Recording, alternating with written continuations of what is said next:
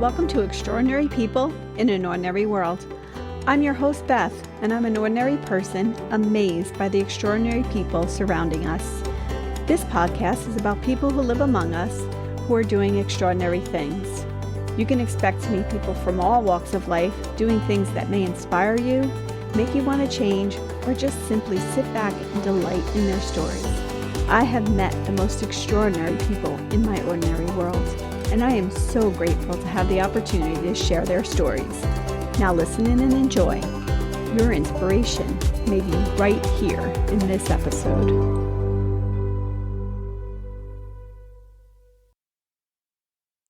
Today, I'm thrilled to introduce you to someone who truly stands out, Sarah Schmidt, the founder of the Big Fix Uganda and the Comfort Dog Project. Although I don't know Sarah personally, I first learned about her projects after watching a powerful Prime Video special called We Don't Deserve Dogs. This documentary included a segment about the people of northern Uganda who experienced devastating trauma during the Civil War between 1986 and 2007, between the Lord's Resistance Army and the Uganda state. Many of the survivors in northern Uganda are still living with the effects of this war, carrying wounds that are both seen and unseen. The Big Fix Uganda was started in 2012, providing free veterinary services and animal education to local communities. But Sarah's work didn't stop there. She later founded the Comfort Dog Project in 2014, which uses canine-assisted psychosocial trauma recovery to help survivors of the war heal emotionally and psychologically. Her work is nothing short of extraordinary, and the impact it's having on both humans and animals is immeasurable. Without further ado, let's dive into the interview with Sarah Schmidt, a woman whose compassion and dedication are transforming lives in Uganda. Welcome, Sarah, and thank you for being here today. Thank you so much, Beth, and thank you so much for that very generous introduction. Oh, it's probably more than that you need. I'd like to start out if you could talk to the audience about yourself, who you are, where you're from, and how you got started with such projects. Sure. Well, I've always been an advocate for animals and vulnerable people, even as a child. As an example, at the age of 10, I used my life savings to buy a horse with a bad leg who didn't face a very bright future.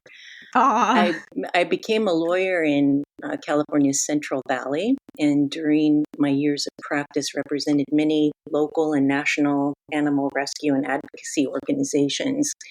In the Central Valley of California, I saw a need that there were many shelters and rescue groups, but they weren't working together. So I formed a charity in 2002 that's now the Big Fix, for the purpose of bringing together those organizations and working on cooperative projects like adoption, legislation, and spay-neuter. Over time, our board became more focused on spay-neuter and provision of veterinary services, especially in impoverished areas. And we administered several SNAP grants, spay-neuter assistance program grants. Over time, things kind of improved locally. The groups were working together. We had a low-cost spay-neuter clinic that was built. And so our board started looking to where we could have a greater impact. And it was obvious that in developing countries where nothing was being done to help animals, we could have a big impact with the small funds that we had. So we developed a few projects over time in Central America, in India, in Ecuador. And in the course of these projects and my travels, I became aware of the situation in northern Uganda. At that time, the war had just ended, but it was a terrible, terrible, devastating period in northern Uganda. And to my interest, there had been no veterinary care whatsoever provided in this vast region for 20 years because of the war. And what I heard from veterinary doctors in Uganda was that rabies had become rampant, that the welfare of the animals was really very, very troubling and difficult to see, and that they needed help. So having had the experience of organizing and running some projects in other developing countries, I knew we could do something. So I contacted the vet school at to Makerere University in Kampala, which is about 6 or 7 hours from the north. And they agreed to participate, and we held our first school outreach and our first veterinary field clinics in the summer of 2012. And I had been to many, many different countries providing veterinary services in villages, but I had honestly never seen anything like I saw that summer of 2012. I saw people who had no shoes, had torn clothing. I wouldn't even really call it clothing. Clearly had been malnourished for a long time, but they carried their sick dogs to us just for the chance to have a doctor see their dog or the chance to get a rabies vaccination. I saw such gratitude in people, and there was such demand and appreciation for the service, and there was such a need. On the way to the very first field clinic, the district veterinary officer asked us to go euthanize a rabid dog who had been trapped in a small storeroom. And I grew up in America. I'd never seen a rabid dog. Rabies doesn't really hold that much significance to people here because we don't see it. But seeing that dog and seeing his suffering and the viciousness that the disease caused in him, seeing the fear, the anxiety of the children who had been bitten by the dog, of the community members, it had an impact that doesn't leave me to this day. So I knew that we had to go back after those first 10 days of outreach. We were fortunate that a few donors came forward and helped us. So we continued to go back every 2 or 3 months. And in 2013, we were able to rent a small house and establish a permanent presence in Gulu, where we had a small animal hospital out of this house, and we would continue to go out into the villages.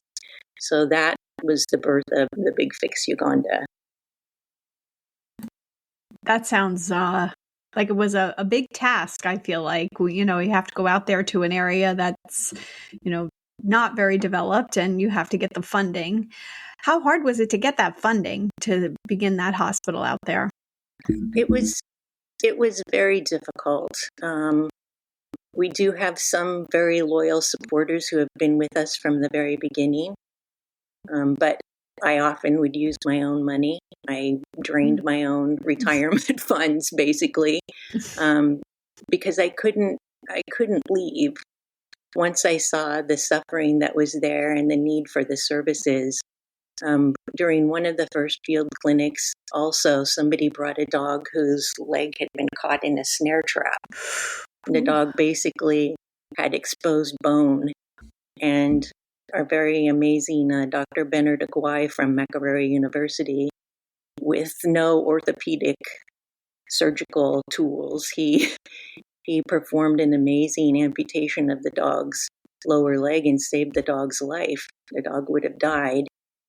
We saw dogs with advanced cancerous tumors all over their bodies, and the pain and suffering of that was too much, but at least we could euthanize those dogs who were suffering. So for me, I couldn't stop going because then the suffering would be with me in my nightmares. So I had to keep going, and that's how we moved forward. And over time, we were vaccinating and helping so many dogs that we were noticed by other organizations. And in 2015, Dogs Trust Worldwide, a UK-based charity, gave us the grant to build our only hospital, our facility we now have, which is in eastern part of Gulu City. Okay. So from the Big Fix, you got started with the Comfort Dog Project. How did that begin? Yes, well, the mission of the Big Fix Uganda was to improve the health and well-being of people and animals and to promote the human-animal bond. Because in Uganda, dogs have lived with people, but there really hadn't been a lot of interaction in general between people and animals. I mean, here we pet our dogs, we feed them, we give them water, we provide a bed for them. When you're surviving and trying to just live yourself, you're not going to have that kind of a relationship with the dog who lives with you. The dogs were often infected with mange and parasites. They were dirty. So people didn't touch their dogs like we touch our dogs. And I looked for ways to try to inspire a bond between the people and the dogs. So one of the things we did from the very beginning was we taught people how to wash and groom their dogs during our field clinics. And this was very interesting because people who wouldn't touch their dogs, when they had a clean dog, they became very proud of that dog and would carry the dog and touch the dog and interact with the dog. But it really wasn't enough. I saw that though the war had ended and there was peace, there wasn't peace of mind. There was an exceptionally high rate of suicide in the area where we worked. So many people suffering from depression and anxiety. Most people unable to earn a living because there weren't any opportunities. They were literally starving, unable to take care of their children. So how could we expect these people to be great dog guardians? And I remembered something that Jane Goodall said about how you can't help the animals in an area without addressing the challenges that the people are facing. And so among the many amazing people I had met in northern Uganda was Francis Akelo Aloya. He himself, a war trauma survivor, he became completely blinded when shrapnel entered his eyes during a bomb blast when he was a child. But he's an amazing person. And he went on to university, became a community psychologist, and then wanted to come back to the North to help his people.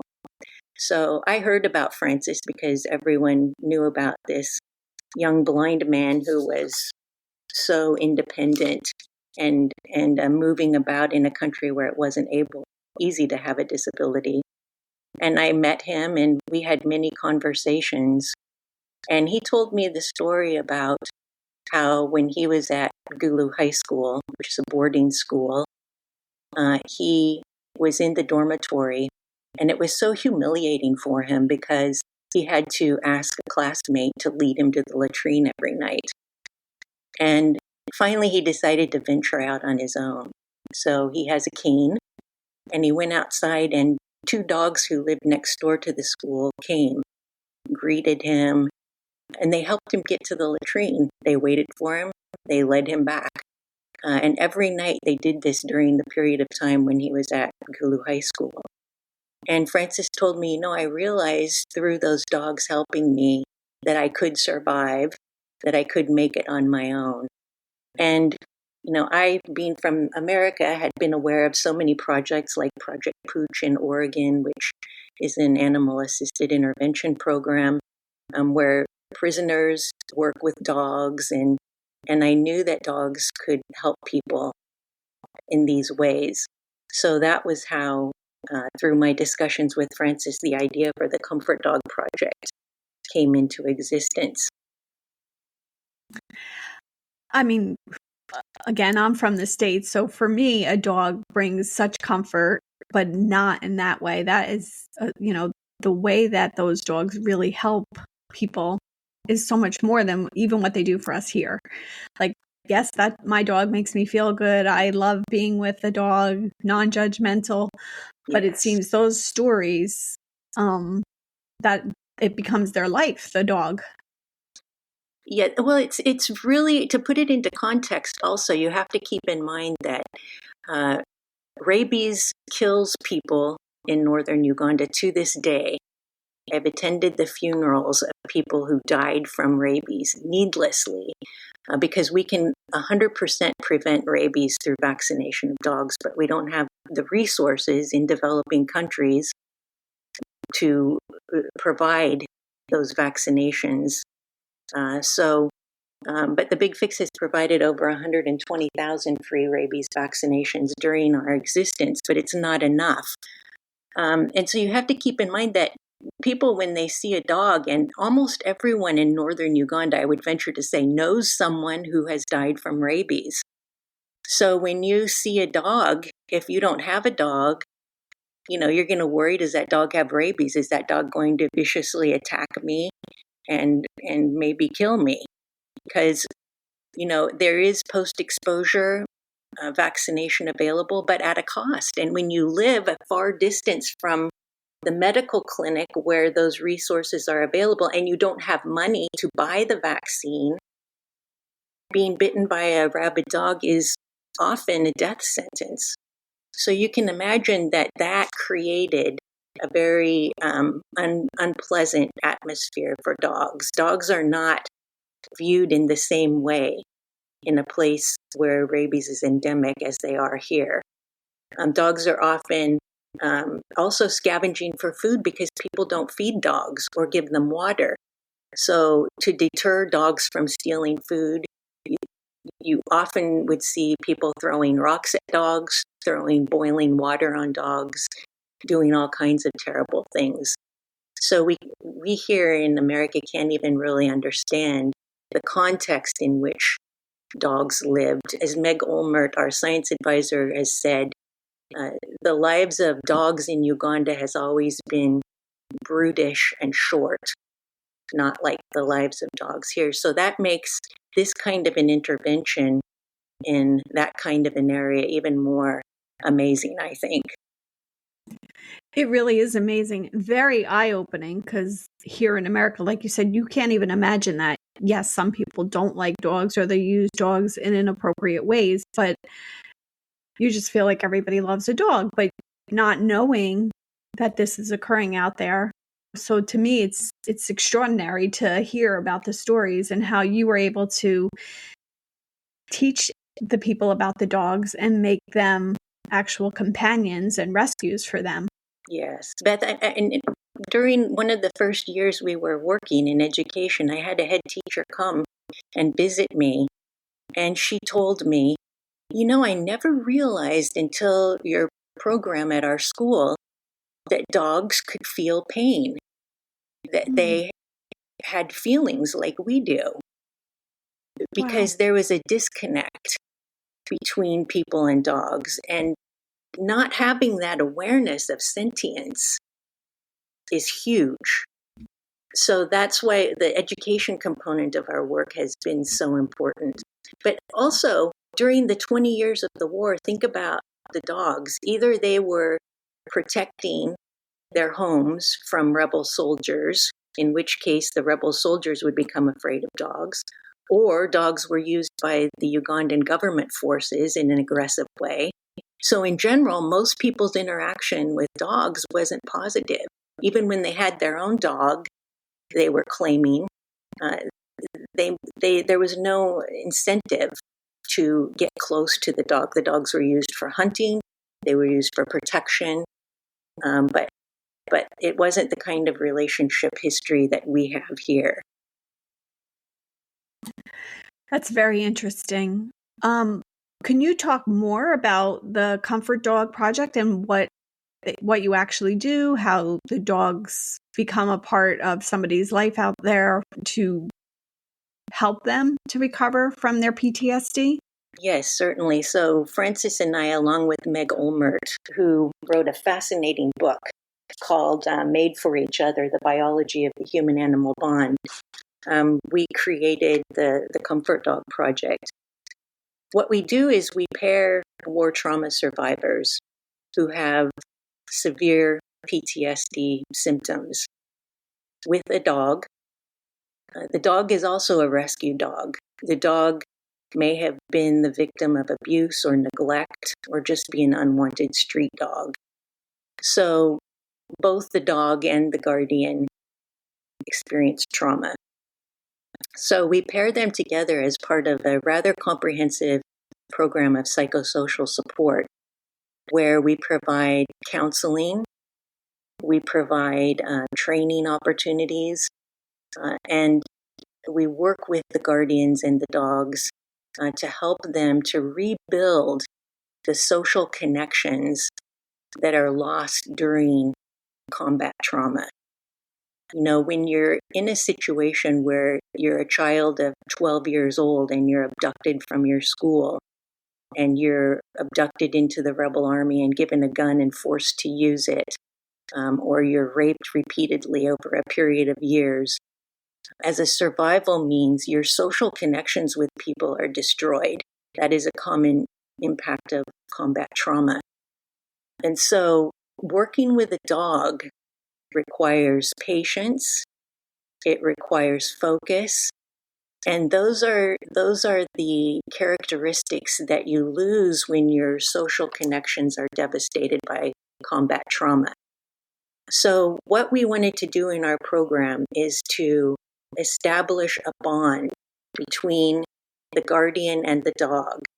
And we knew from all of Meg's research and other science that when there is a bond between a human and a dog, that there is a mutual exchange. It's a mutually beneficial relationship that in both the dog and the human results in the release of oxytocin, which is the feel-good hormone. So it's not only the person that has a release of oxytocin, but it's the dog who has oxytocin. And that is something we do not share with many other species besides dogs. So it's very much an emotionally healing relationship for both the dog and the person. So we have a 20-week-long training program. The purpose of the training program, yes, is to make sure that the dogs are well behaved, but it's not the training outcome. It's the process of training that creates this bond between the guardian and the dog. It's the activities of our program, like learning to wash your dog, giving your dog a name, living with your dog, learning to play with your dog. All of those things help to create a bond. One of the things that we do during the early weeks of our program is we ask our guardians to report on what are the likes and dislikes of your dog. It requires that the guardian observe their dog and learn their dog. And in the process, the dog becomes also bonded to the person. And what we have seen over the 10 years that we've been in existence is that these dogs are so highly intelligent that when they have a strong bond with their guardian, they figure out how to help that person. I will just give you an example. We had one woman who had been abducted as a child, had a terrible wartime experience, suffered from very severe symptoms of PTSD, one of the most significant and disruptive of which was having nightmares and flashbacks. So her dog was able to realize, comprehend when the guardian was having a flashback or when the guardian was having a bad dream. The dog would get the guardian's attention and try to play. And this particular guardian told us that over time, the nightmares that she had became replaced by dreams of playing with her dog. So the dogs that's are beautiful. The dogs, that's beautiful. And these, I would also emphasize that we don't advocate breeding dogs for therapy or for emotional support, because these dogs are all rejected dogs, street dogs, dogs who were thrown onto rubbish heaps. But dogs have the potential to all be comfort dogs. They don't need special breeding. They don't need special training. They just need that connection with a person. You know, I'm a nurse, so I know some, some things about like bodies and all, but I had never heard the oxytocin release in a dog. That's really interesting. Yeah, Meg's book is really interesting. She's the first researcher to actually make that connection, and she documents it in a very interesting way in her book. Do you mind saying the name of that book one more time? Yes. And I will put it in my show notes also. It's Meg Daly Olmert. She's now the scientific advisor for the Comfort Dog Project and one of our board members at the Big Fix. The name of the book is Made for Each Other, The Biology of the Human-Animal Bond. Also, if you look at our website in the news section, you'll see Meg published a peer review article about the success of the Comfort Dog Project. What we do is we measure the PTSD symptom severity when people join our project, then we measure it at the end of the 20-week training program, and we measure it annually thereafter. So Meg has documented that this model is a scientifically proven method for reducing PTSD symptom severity. I could see this method being used in more than just Uganda. I could see it being used all over the place. Definitely. Right here in the States, right? Definitely. Right. So through this project, what are some of the difficulties that you face when either getting the dog and the person trained or funding? What's your most difficult thing that you find? For me personally, it's been the funding, the sustainability of the project, because that's primarily what I spend my time doing. I do oversee everything that happens on the ground, but it's on my shoulders and the shoulders of our board to ensure that this work can continue. And so that has been personally the biggest challenge. For the challenges of the project on the ground, we have several issues. One is that, this is not a one-time fix. We make a lifetime commitment to the dogs and the people. We provide lifetime of free veterinary care. We continue to work with all our project guardians, now over 120 of them. And so as we go on every year and add more guardians to the project, that takes more and more resources, because the ongoing support is very important. Life in northern Uganda is still very difficult. We also have some challenges because some of the early dogs that we place had prey drive issues. So sometimes one of our comfort dogs might kill a chicken or another animal, which can create a big problem in the village where they live. So we have to intervene and handle those cases and pay restitution to the owners of the chicken or the other animal who was harmed. So the prey drive is an issue. And we also have challenges because sometimes our CDP guardians, they live in poverty and they may not have enough to eat. The pandemic was a particularly difficult time for us because there were police blockades in Gulu that were in place to keep people at home, but people were kept at home with no food to eat. And so one of our guardians, she had not been able to feed herself or her dog for 3 days. And she basically took her life into her own hands by crossing the police lines at night and bringing her dog to us, asking us to feed her dog for her. She wasn't concerned about herself. She wanted her dog to have food to eat. So we have tried to initiate some income generating activities for our guardians in the program so that they can have a livelihood. And about half of our staff of 33 people at the Big Fix Uganda are Comfort Dog Project guardians. So we do provide those employment opportunities, which have been life-changing for those individuals. That I could see where the difficulties would come in there. Are they typically they're able to feed their dogs, or do you supply them with their dog's feed also? During the 20-week training program, we provide the food for the dogs. The guardians have to cook the food. But then we try to help them reintegrate to find a way to either do subsistence farming or to otherwise engage themselves so that they can earn some money to provide for themselves. We do have an emergency food fund, I'd say something like a food bank.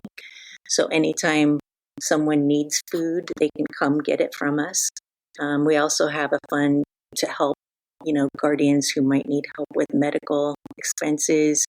Many people have very significant physical injuries and conditions as a result of the war also, because the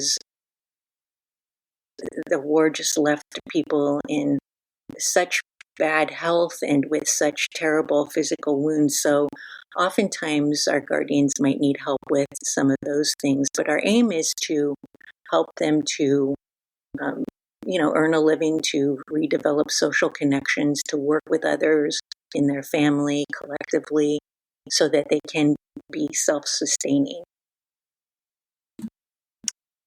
How many dogs and pairs, I guess I would say, do you have now, the dogs and people that are paired together in the project itself? We've graduated over 120 teams to this point, and we will be having 12 new teams this year. We also have the situation where sometimes the guardian's dog might pass away. We've had several dogs pass away.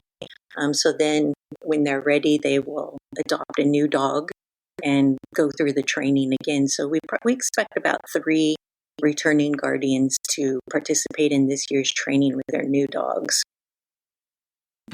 That must be really difficult for them when they lose their dogs. They develop such a relationship together. Absolutely. But yeah, we do have grief counseling available.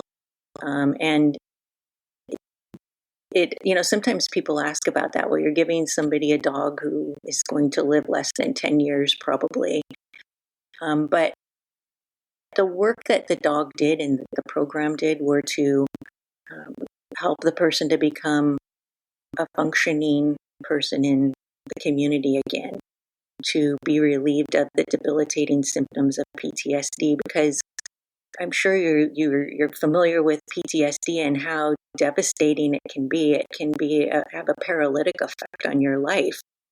And so even though the person is suffering the grief of their comfort dog dying, they now have the psychosocial skills to be able to cope with it and to move forward and to open their hearts again to another dog who they know can enrich their life.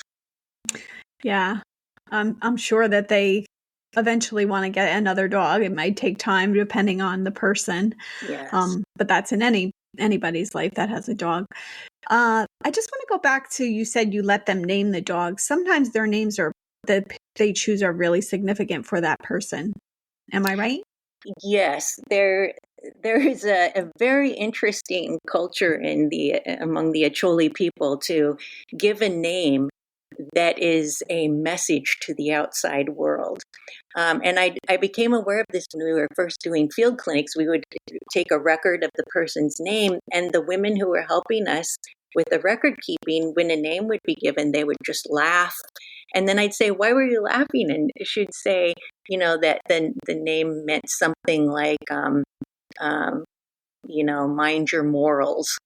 And that was because at the time the mother gave birth, the husband was cheating on her.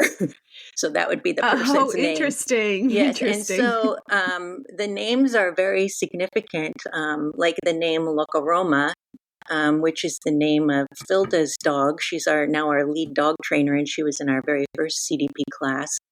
That name means something roughly translated to watch your words, because often people returning from the bush after being abducted as rebel soldiers, people would talk about them or whisper about them.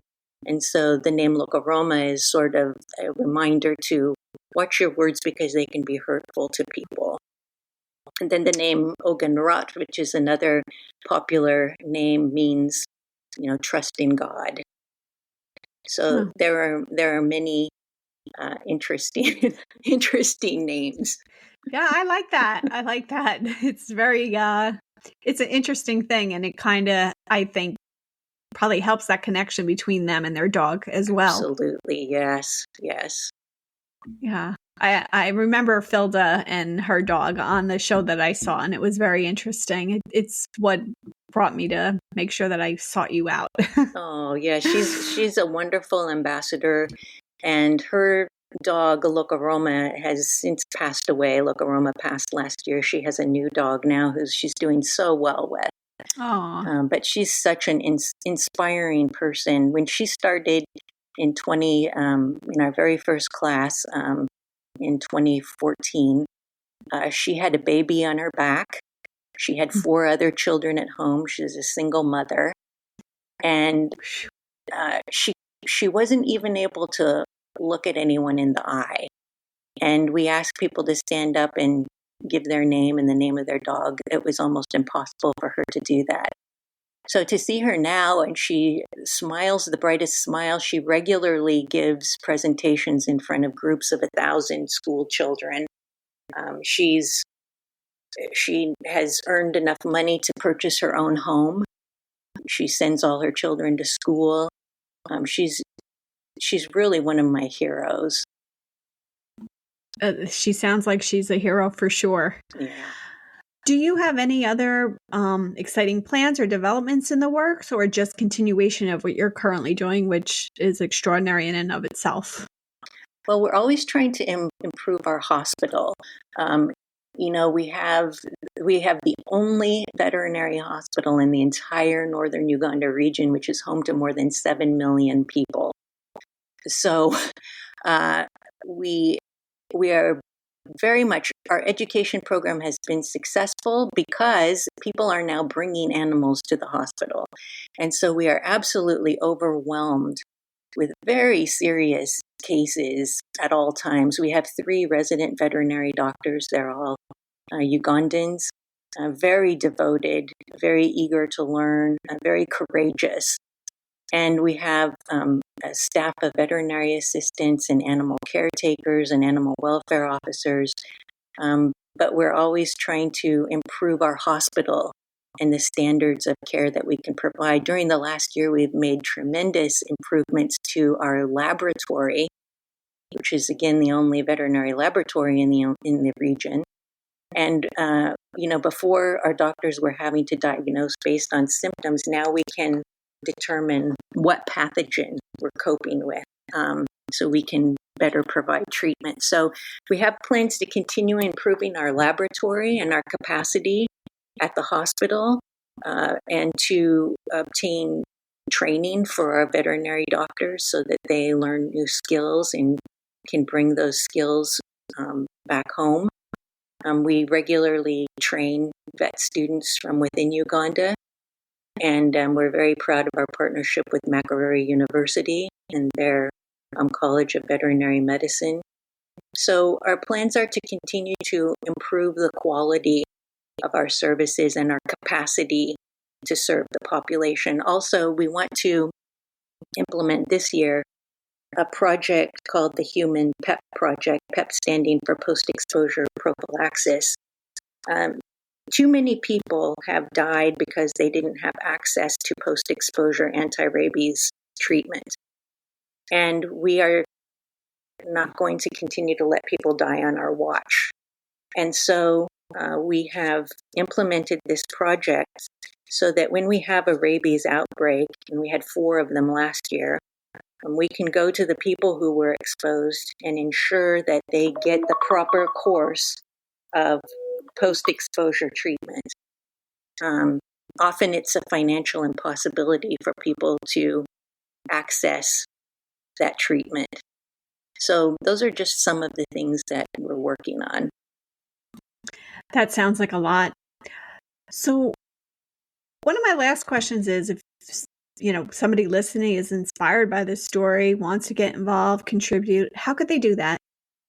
They could go to our website, which is thebigfixuganda.org. We have a page there called How to Help. You could make a donation there, which we would be so grateful for. And there are also a number of other ways to help. You can actually come on a volunteer vacation to Uganda and work alongside our Comfort Dog Project and our hospital team members when they go out to the villages. We go out in the villages every Saturday, and volunteers say that those experiences of working in the village and providing rabies vaccination and care to the animals is really life-changing. So I would just encourage people to have a look at our website and maybe follow us on social media so you can see what we're doing and subscribe to our newsletter. I saw on your website also you have a little bit of gear that you can purchase also, right? Yeah, we have a small store. We hope to expand it, but that we have some mugs available that have artwork from our mural painting project. We painted over 100 murals in northern Uganda so far, depicting positive relationships between children and dogs. So I think that's been pretty impactful too, and that's the artwork we feature on our store products. Yeah, it's pretty nice. I'm going to make sure that I have a link to that also in the show notes if anybody wants to check it all out. I'm going to wrap this up by saying that it's really been inspiring, and beyond my words, I can't believe the work that's being done.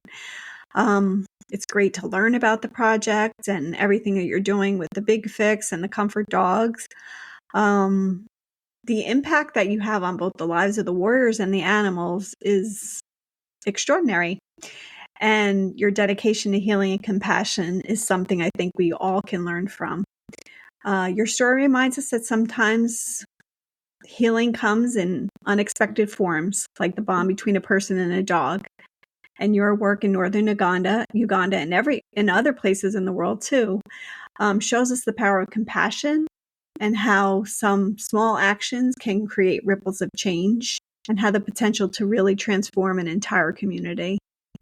I really want to thank you for spending time with us today. And if this story resonated with the audience, I encourage you to check out the show notes and be a part of the Big Fix Uganda and help us there. You can find that information in the show notes. And I want to thank you again, Sarah, for today. You really have been eye-opening, and you are among some of the most extraordinary people I know. Well, I appreciate you saying that, Beth, but the truly extraordinary ones are the ones on the ground in Uganda carrying out the work on the day-to-day basis. But it's been an absolute pleasure, and thank you for the opportunity. Thank you. And I agree with you. Those people are extraordinary as well. And please send my best wishes to them. I will always keep them in my prayers, and yourself too. Thank you. Thank you so much. Thanks again, Sarah.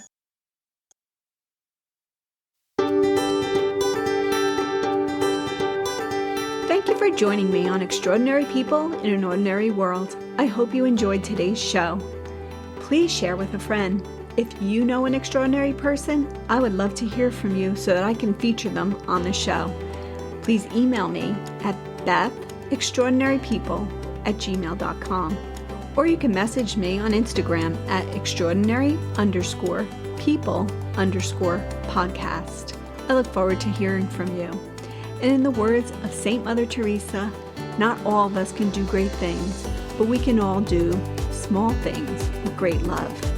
I look forward to our next extraordinary person, the first Friday of next month. See you then.